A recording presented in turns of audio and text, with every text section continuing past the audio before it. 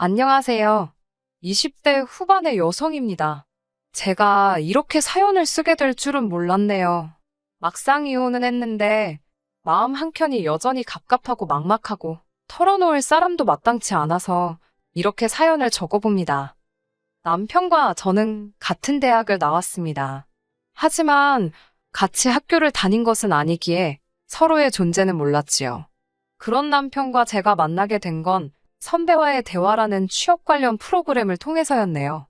취업을 준비하는 학생들을 상대로 학교에서 졸업생들 중 괜찮은 회사에 다니는 몇몇 선배들을 초빙해 이런저런 질문도 받고 조언도 해주는 간담회 같은 행사였는데 저는 취업 준비생으로 남편은 선배로서 참석했던 것이 인연이 되었습니다.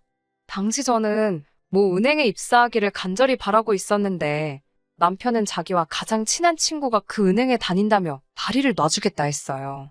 그 이후로 남편과 연락을 주고받으며 지내게 되었습니다. 하지만 정작 소개해주겠다던 그 친구와는 자리를 만들지 않더라고요. 나중에서야 남편이 제 번호를 얻기 위해 거짓말을 했었다는 걸 알게 되었습니다.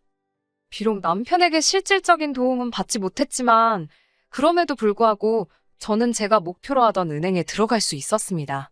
제 입사 소식을 듣고 남편은 저희 부모님만큼이나 기뻐하더라고요.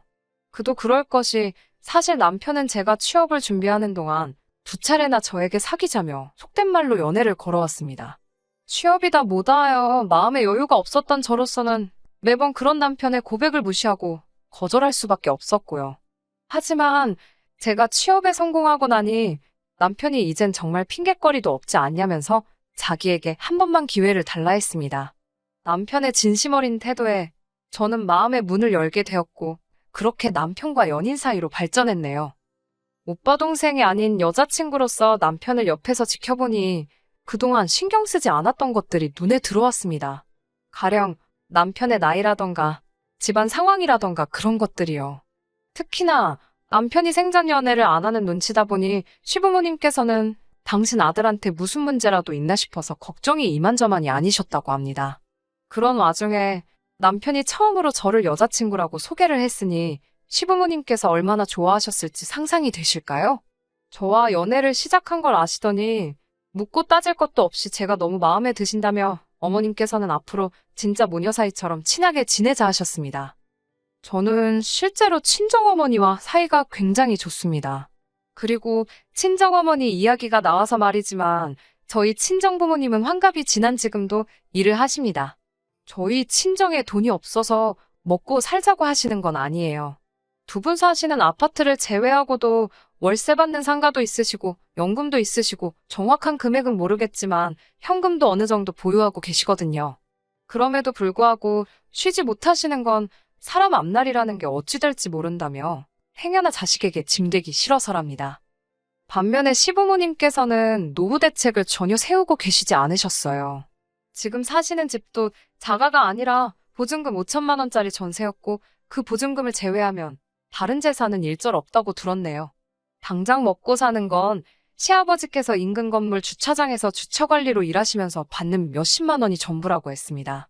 그나마도 당신 허리도 안 좋고 여기저기 안 좋다며 매일은 못하시고 일주일에 두세 번 정도만 나가고 계셨고요.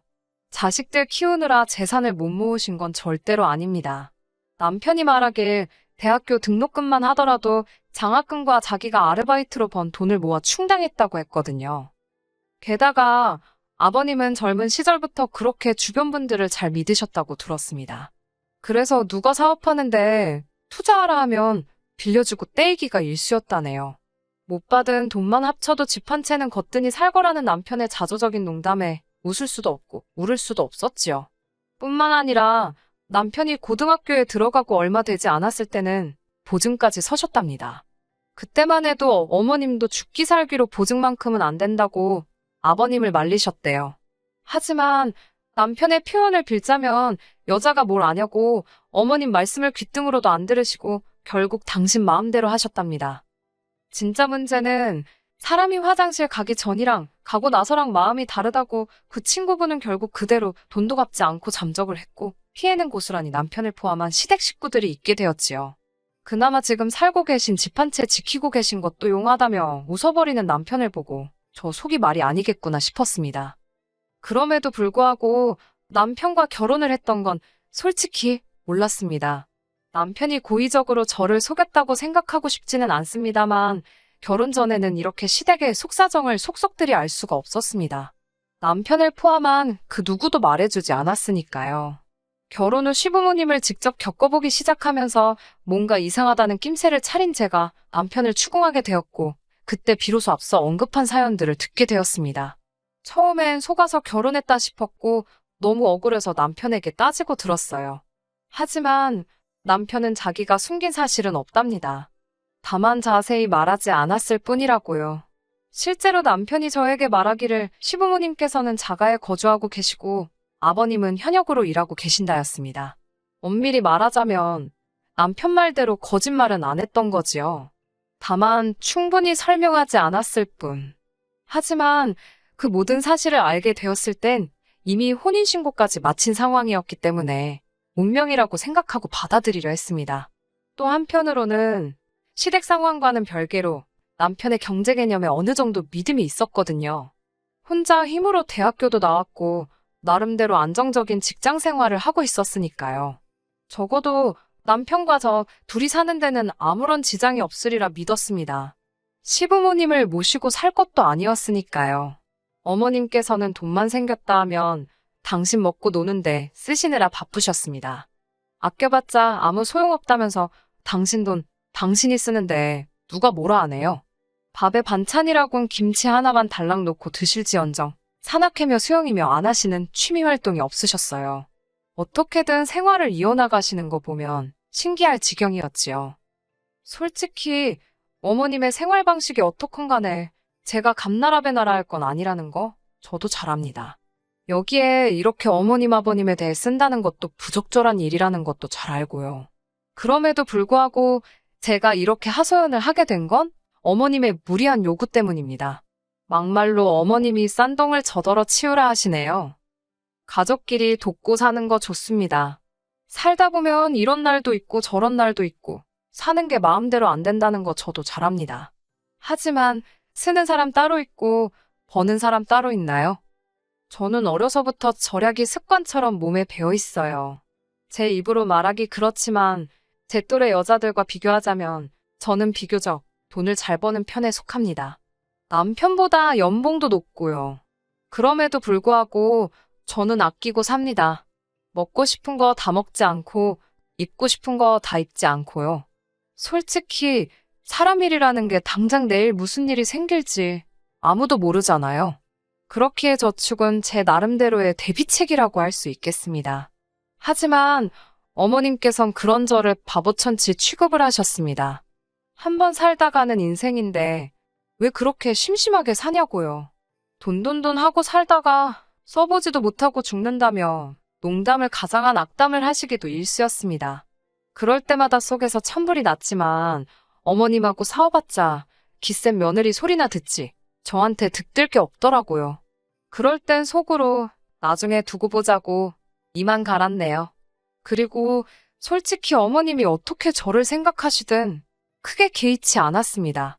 애시당초 어머님한테 예쁜 며느리 소리 듣자고 하는 일도 아니었으니까요. 그러다 정말 상상하지도 못한 곳에서 일이 터졌습니다. 도대체 어머님은 무슨 생각으로 그러셨던 걸까요? 남편에게는 위로 2살 많은 누나가 있어요. 유치원에서 보조교사로 일하고 있는 신우의 성격은 대체로 순하고 조용조용합니다. 흔히 신우랑 올케랑 절대로 친해질 수 없다고들 하지만 저희는 달랐습니다. 친구처럼 친한 건 아니었어도 웃는 얼굴로 만날 수 있는 사이였지요. 남편 없이 둘이 만나서 커피 한 잔 정도는 할 수 있을 만큼이요. 그런 신우는 어머님께 참 순종적이었습니다. 어머님이 뭔가 필요하다, 갖고 싶다 하시면 신우가 어떻게든 해드리는 것도 같았고 솔직히 말해서 가끔은 안쓰럽다 싶을 정도로 시부모님께 잘해드리더군요. 그런 신우를 보면서 저도 솔직히 내심 안심했던 부분도 있었습니다. 이렇게 말해도 될지 모르겠지만 시부모님이 훗날 노후의 곤란을 겪게 되셔도 저희 부부가 오롯이 뒤집어 쓰는 일은 없겠구나. 그런 생각을 했었네요. 하지만 제가 한 가지 몰랐던 사실이 있었습니다. 남편도 몰랐던 눈치더군요.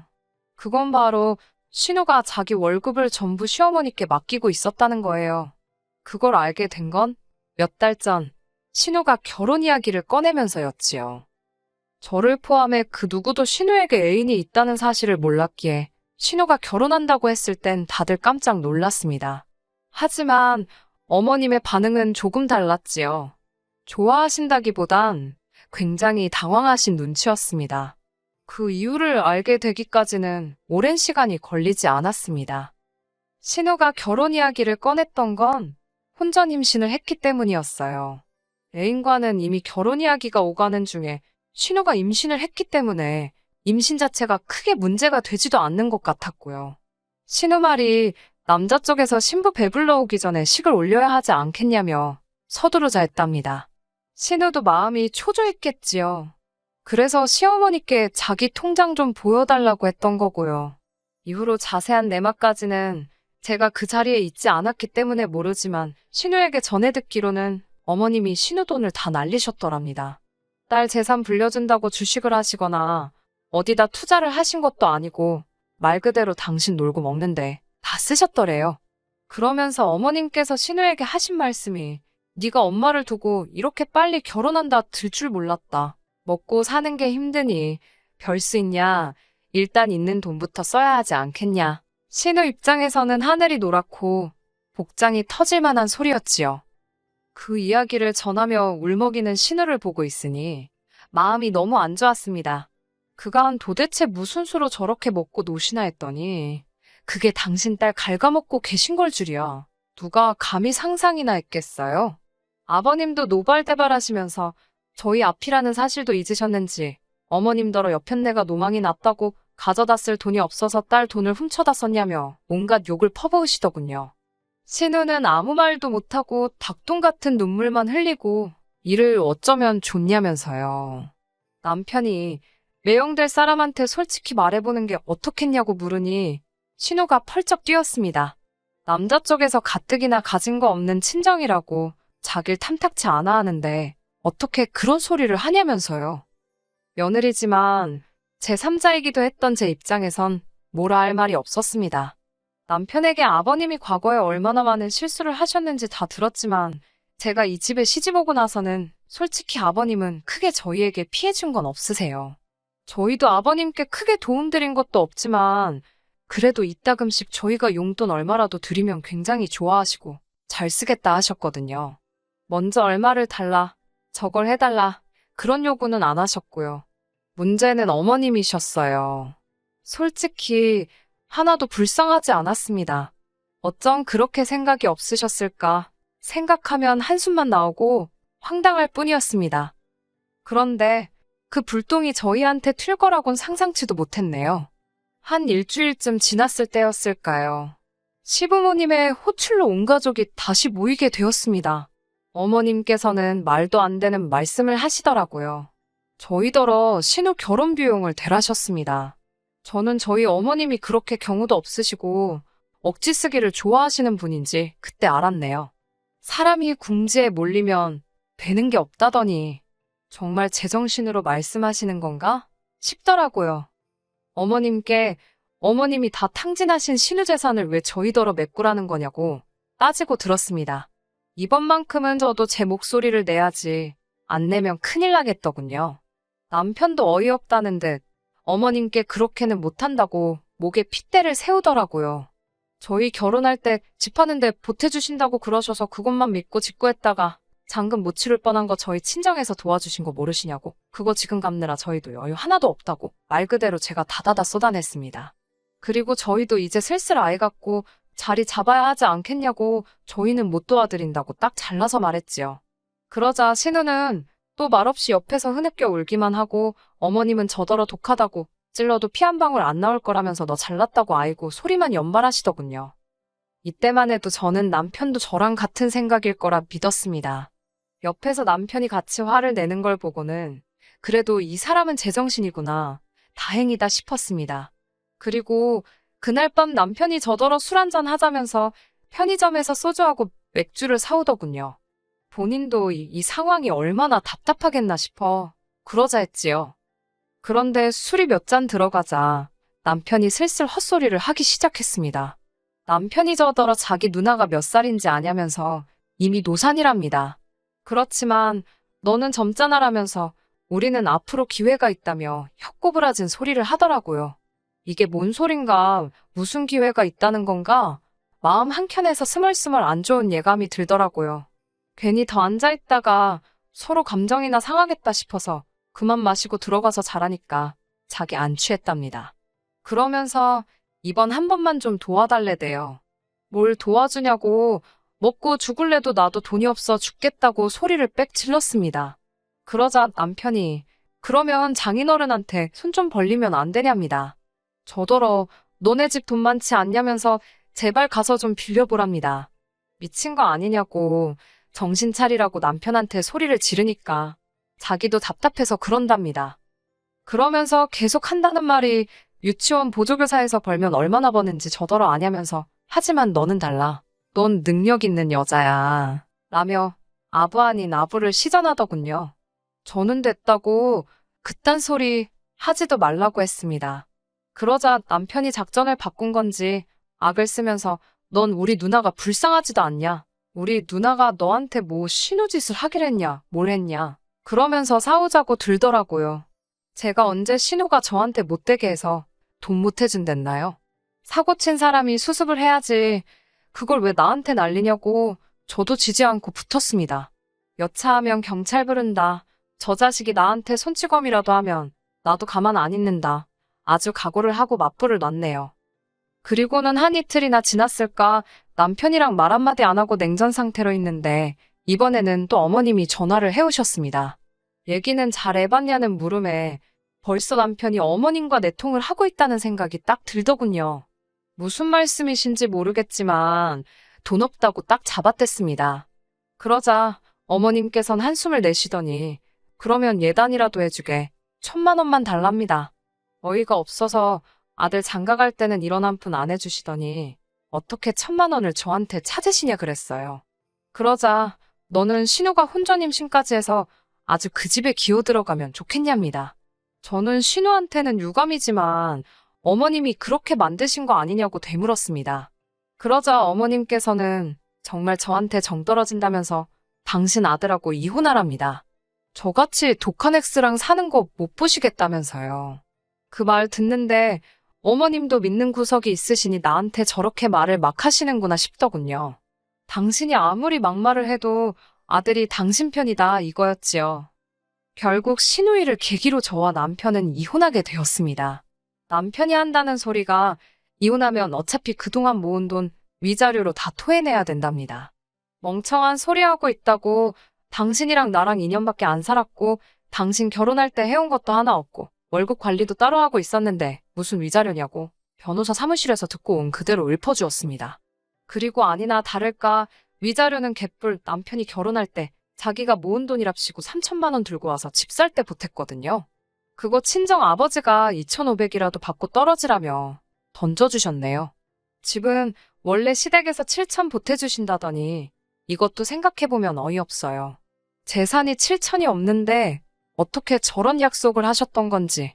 아무튼 시댁에서 빵꾸 내신 덕에 친정에서 도와주셨거든요. 그러면서 명의도 제 명의로 사게 돼가지고 뭐 나누고 말 것도 없었습니다. 남편은 그 2,500으로 뭐 했을까요? 신우 시집 가는데 보태줬을라나 모르겠네요. 솔직히 전 남편이 저와 이혼할 때 어머님이 어느 정도 부추기신 것도 있다고 생각합니다. 위자료 타령은 어머님 입에서 먼저 시작되었거든요. 참 바보 같지요. 돈 앞에선 자식들 인생이고 뭐고 안중에도 없으신 모양이에요. 남편이나 신우가 불쌍할 뿐입니다. 끝까지 들어주셔서 감사합니다. 오늘의 사연은 여기까지입니다. 구독과 좋아요, 알람 설정 부탁드리고 더 좋은 사연으로 다시 찾아뵙겠습니다. 감사합니다.